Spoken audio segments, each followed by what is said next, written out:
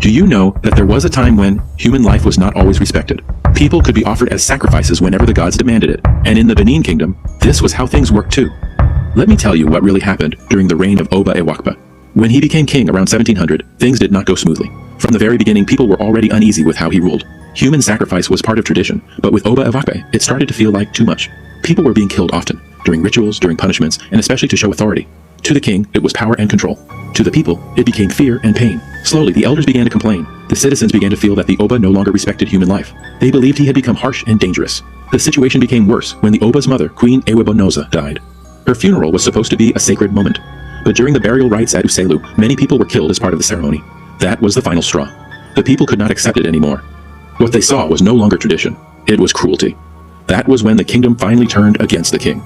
The chiefs withdrew their support, citizens refused to obey, royal slaves ran away, palace attendants disappeared, and even the Oba's wives left him. The palace that was once full of life became empty. The king who once ruled with authority suddenly found himself alone. Only one person stayed, Queen Iden. She was the beloved wife of Oba Ewakpe, and even when everyone else walked away, she refused to abandon him. She stood by him as the kingdom fell apart around them.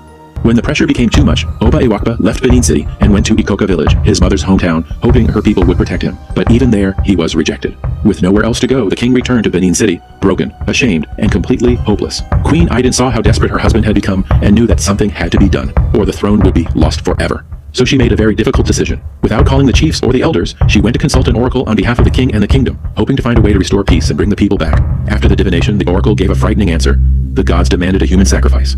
When Queen Iden returned to the palace with this message, the reality became painfully clear. There was no one left in the palace, no subject, no servant, no slave, only the king and his wife.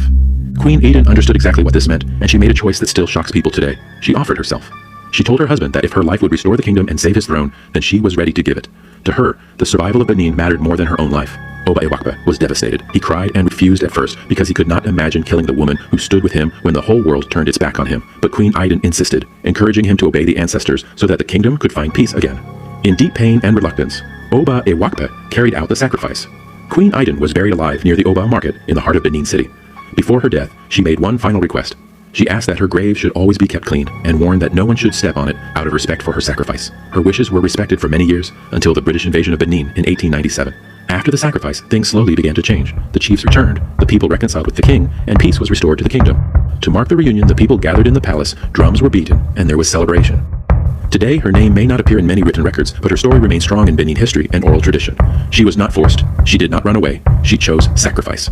And because of that, she is remembered as one of the greatest heroines of the Benin Kingdom, a queen who was buried alive out of love for her husband and her people. If you want more stories like this, subscribe now.